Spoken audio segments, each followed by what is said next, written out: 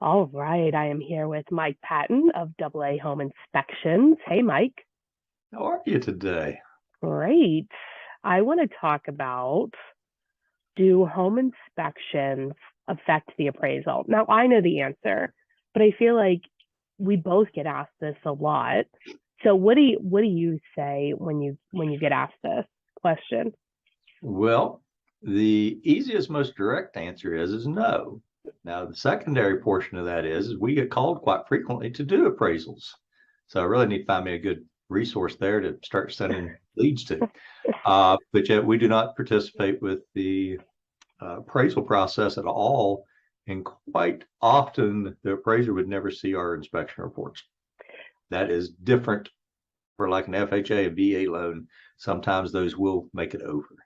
And I think that that's what's kind of confusing, right? So when you get called to do an appraisal, like clarify what that means because you're a home inspector, not an appraiser. So as a home inspector, why would you get called to do that? People are confused.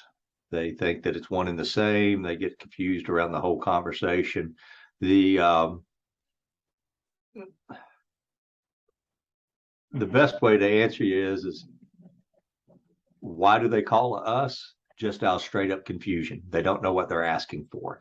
And usually those will be clients that are not well informed, that they're trying to work by themselves without agents involved. They don't have anyone working in their camp on the purchase. And that's I think probably though, 90% of those calls. right, but I think it can be confusing because, well, an inspection looks at the home and points out safety concerns or anything wrong with the house. Whereas like an appraisal is the value of the home. And this is really so that the bank understands when they're lending money that Yep. they're making a good loan like you would if you were lending money, right? Is the chance of, is the value there? Should I lend on this? But, 90, hmm, go right ahead. but there, like you had mentioned, there's this little caveat of VA loans or FHA loans or certain types of loans where the appraisal points out what seems to be inspection issues. And quite frequently, if you talk to an appraiser, 90% of them will tell you we're not inspectors. And they've been cubby-holed into doing that through different requirements. But if you also notice, 90% of the time, they are saying to get an engineer sign off, they're asking for somebody to sign off against a defect that is readily visible to them. Hmm. The Without a slam on the appraisers are typically on site well under a half an hour on site. Didn't say they're Yeah. not doing other work, but on site less than a half an hour, more like 15 minutes. Right. And I've only had the experience, and I wish I'd saved a picture. I've only seen an appraiser with a ladder one time, and we had a good laugh about that. But man, Yeah. Well, for the appraiser, like the inspection items that they're looking at is like more, is there a handrail? Like they have, like you're saying, it's like they've got points, like, safety issues. VA's got a particular outline, and it's all about safety and if the home's suitable for being habitable. There's the word I'm looking for. And they're also looking for the items that they don't want the veteran to assume the responsibility for going forward. So the VA loan in one way is actually protecting the consumer more so. And you can correct me on this one, but yet typically the appraiser does not work for the client. They're right, working for the protection of the bank. right, right. They do work for the So bank. Whereas yeah, and that's a distinction too, where an inspector is hired by the buyer, their client is the buyer, which is yeah. why the bank never sees the report because unless the buyer wants to send it, but there's no real reason for them to get it. Now it usually muddies the water up if you do turn it over to a loan officer that takes it and lets it go to an underwriter. Unless you're pressed for an inspection report to go to an underwriter, ask what they're specifically looking for out of that report and cut it and crop it and send exactly what they're looking for. Otherwise, you will open up a can of worms that you do not want to go down with the underwriter. That's great advice. Let's try to keep the underwriter moving forward.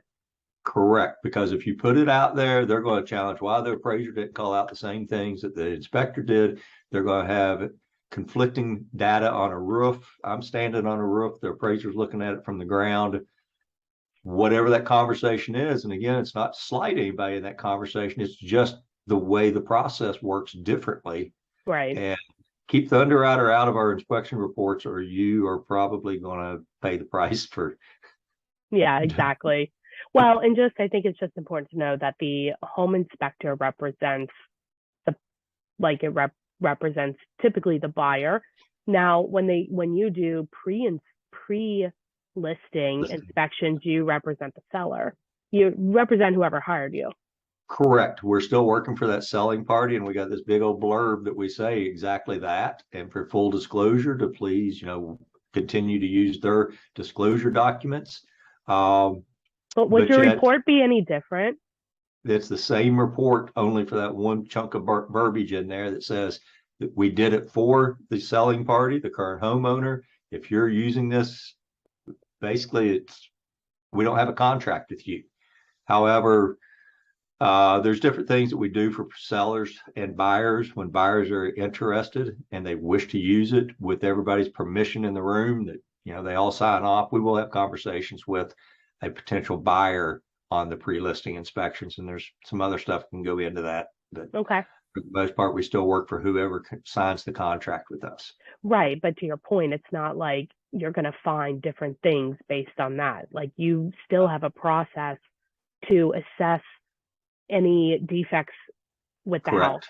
Yeah, and that's it. I mean, you still follow the process. It's not like it's same standards of practice, same everything.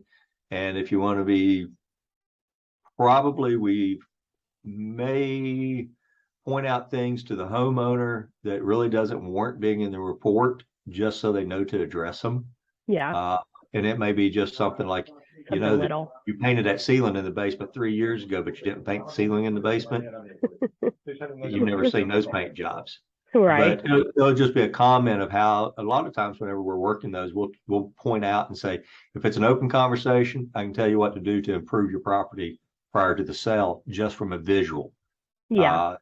Things that everybody asks about that I don't get too excited about in the inspection world, but I still end up answering those questions. Right. Exactly. That makes sense. Well, Mike, where are you doing inspections? What cities? What states? All the wonderful Northern Kentucky, Greater Cincinnati, and Indiana. And we're touching a little bit on Dayton and touching a little bit on as far south as Georgetown for some particular reasons. Oh, wow. Okay. And if people want to talk to you about getting an inspection on something they're buying or something they're getting ready to sell, what's the best way to get in touch with you? The best way to get a hold of us is our website, aahomeinspection.com. And then on our phone numbers, 513-319-7770.